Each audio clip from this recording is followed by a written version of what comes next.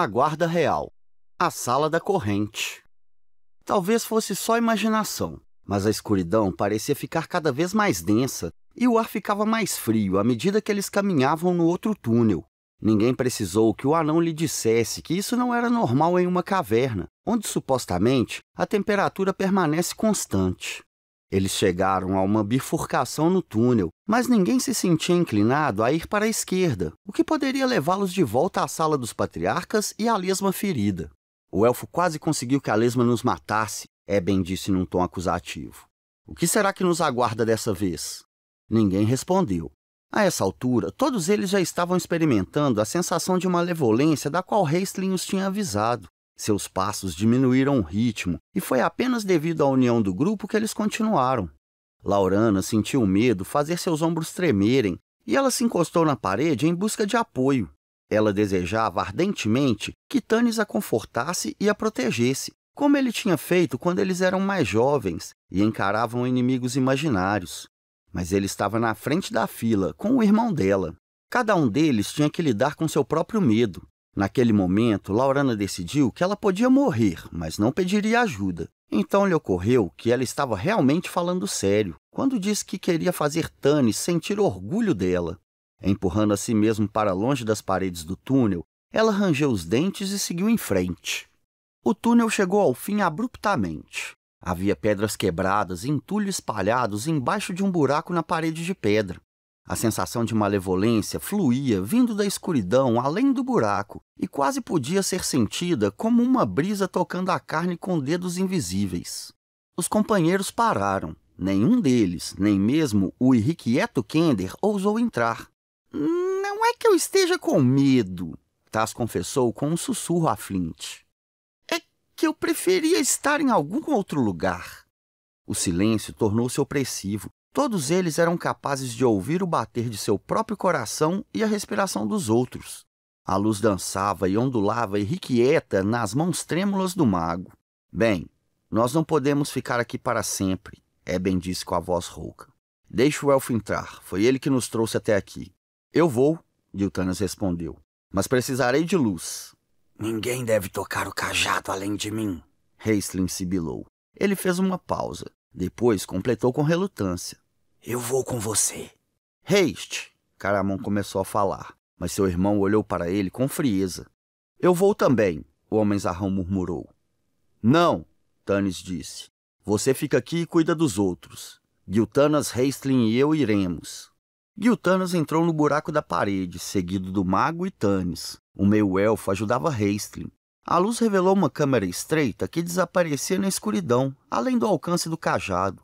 Havia fileiras de grandes portas de pedra de cada lado da câmara, todas elas mantidas no lugar por imensas dobradiças de ferro, presas diretamente na parede de rocha por pinos.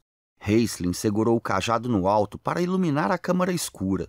Todos eles sabiam que o mal estava concentrado aqui. As portas têm entalhes, Tanis murmurou. A luz do cajado fez sobressair o relevo das figuras de pedra.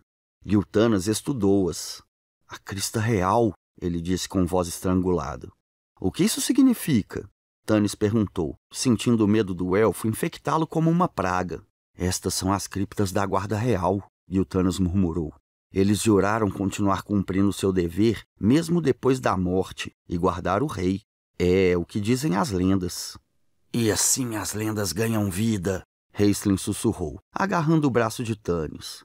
Tanis ouviu o som de enormes blocos de pedra mudando de lugar e de dobradiças de ferro rangendo. Virando a cabeça, ele viu cada uma das portas de pedra se abrir. O corredor se encheu de um frio tão intenso que Tanis sentiu seus dedos adormecerem. Coisas se moviam atrás das portas. A Guarda Real! Eles deixaram as pegadas! Raistlin sussurrou freneticamente. Humanas e não humanas! Não temos como escapar! Ele disse, segurando Tanis com mais força. Ao contrário dos espectros da Mata Escura, estes aqui só têm uma coisa em mente. Destruir todos aqueles que cometem o sacrilégio de perturbar o descanso do rei. Nós temos que tentar, Tanis disse, soltando-se do aperto dos dedos do mago em seu braço. Ele cambaleou para trás e voltou à entrada, para descobrir que ela estava bloqueada por duas figuras. Voltem! Tanis arfou. Corram! Quem? Fizban! Não, seu velho caduco, nós temos que fugir! Os guardas mortos! Oh, acalme-se! O velho murmurou. Vocês jovens são alarmistas! Ele se virou e ajudou alguém mais a entrar. Era Lua Dourada, com seu cabelo brilhando na luz. Está tudo bem, Tanis, ela disse gentilmente. Olhe. Ela puxou sua capa de lado. O medalhão que ela usava emitia uma luz azul. Tanis, Fizban disse que eles nos deixariam passar se vissem o medalhão. E quando ele disse isso, o medalhão começou a brilhar. Não! Tanis começou a mandá-la de volta. Mas Fizban bateu no peito de Tanis com seu dedo longo e ossudo. Você é um bom homem, Tanis meio-elfo, o velho mago disse com suavidade. Mas você se preocupa demais. Agora relaxe e deixe-nos mandar estas pobres almas de volta ao sono deles. Traga os outros para cá, por favor. Tanis, surpreso demais para falar qualquer coisa, afastou-se, enquanto Lua Dourada e Fizban passavam por ele. Vendaval seguia os dois de perto. Enquanto Tanis observava, eles andavam devagar entre as fileiras de portas de pedra abertas. O movimento atrás de cada porta de pedra cessava quando Lua Dourada passava. Mesmo naquela distância, ele percebia a sensação de malevolência desaparecendo. Quando os outros chegaram à entrada destruída, ele os ajudou a passar. Tanis respondeu às perguntas que eles sussurravam com um encolher de ombros. Laurana não disse uma única palavra para ele enquanto ela entrava. A mão dela estava fria e ele podia ver, para sua surpresa, sangue no lábio dela. Sabendo que ela deve tê-lo mordido para não gritar, Tanis começou a dizer alguma coisa para ela, movido pelo remorso. Mas a elfa manteve a cabeça em pé, recusando-se a olhar para ele. Os outros correram atrás de Lua Dourada apressados, mas Tazlehoff parou para espiar dentro de uma das criptas e viu uma figura alta, vestida com uma armadura resplandecente, deitada em um esquife. Mãos esqueletais seguravam um punho de uma espada longa que estava atravessada sobre o corpo. Taz olhou para a crista real com curiosidade e pronunciou palavras. Sot Nuinqua Tsalariot, disse Tanis, que vinha atrás do Kender. O que isso quer dizer? Taz perguntou. Fiel após a morte, Tanis disse calmamente. No lado oeste da cripta, eles encontraram uma porta dupla de bronze. Lua Dourada abriu-a com facilidade e os levou para uma passagem triangular que se abria para um grande salão. Dentro desse salão, a única dificuldade que eles encontraram foi tentar tirar o anão dela. A sala estava perfeitamente intacta. A única sala em Islamore que eles tinham encontrado até aquele momento que tinha sobrevivido ao cataclismo sem sofrer nenhum dano. E a razão para isso, Flint explicou para quem quisesse ouvir, era a maravilhosa construção dos anões, em especial as 23 colunas que sustentavam o teto. A única saída eram 2 portas de bronze idênticas no final da câmara que levavam para o oeste. Flint afastou as colunas e examinou cada uma das portas, resmungando que ele não tinha ideia do que existia atrás delas, ou para onde elas os levariam. Depois de uma breve discussão, Tanis decidiu usar a porta da direita. A porta se abriu, revelando uma passagem estreita que os levava a uma outra porta simples de bronze 9 metros adiante. Esta porta, entretanto, estava fechada. Caramon empurrou, puxou, tentou levantá-la, mas nada funcionou. Não adianta, o homem-zarrão grunhiu. Ela nem se mexe. Flint observou Caramon durante algum tempo. Depois se adiantou e examinou a porta. Ele bufou e balançou a cabeça. É uma porta falsa. Parece real para mim, Caramon disse, olhando para a porta desconfiado. Ela tem até dobradiças. É claro que tem, Flint bufou. Nós não construímos portas falsas para parecerem falsas. Até um anão da Ravina sabe disso. Então nós estamos num beco sem saída, Eben disse, triste. Afaste-se, Raistlin sussurrou, apoiando cuidadosamente seu cajado em uma parede. Ele colocou as 2 mãos na porta, tocando-a somente com as pontas dos dedos. Depois disse, Quetzaram Pacliol. Houve um lampejo de luz cor laranja, mas não da porta. Ela veio da parede. Mexa-se! Raistlin agarrou seu irmão e puxou-o para trás, no exato momento em que a parede inteira, com a porta de bronze e tudo, começou a girar em torno de seu eixo. Rápido, antes que ela se feche! Tanis disse a todos, e passaram pela porta. Caramon amparou seu irmão, quando ele cambaleou. Você está bem? Caramon perguntou, enquanto a parede se fechava atrás deles.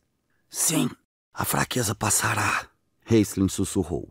Essa foi a primeira magia que eu conjurei do Grimório de Fistandântilus. A magia de abrir funcionou, mas eu não esperava que ela fosse drenar tanta energia de mim.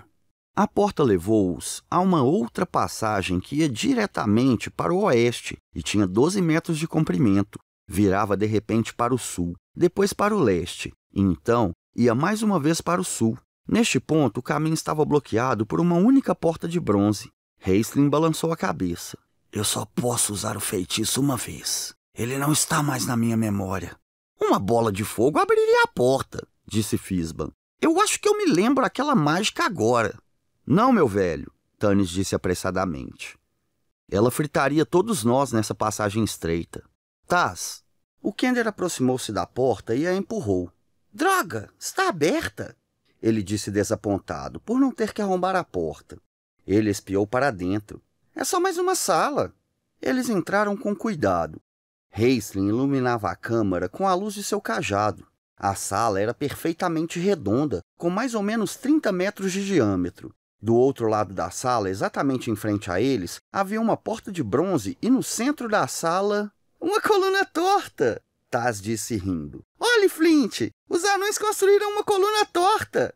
Se construíram, eles tinham uma boa razão para isso. O anão respondeu, empurrando o Kender de lado para examinar a coluna alta e fina. Definitivamente ela estava inclinada.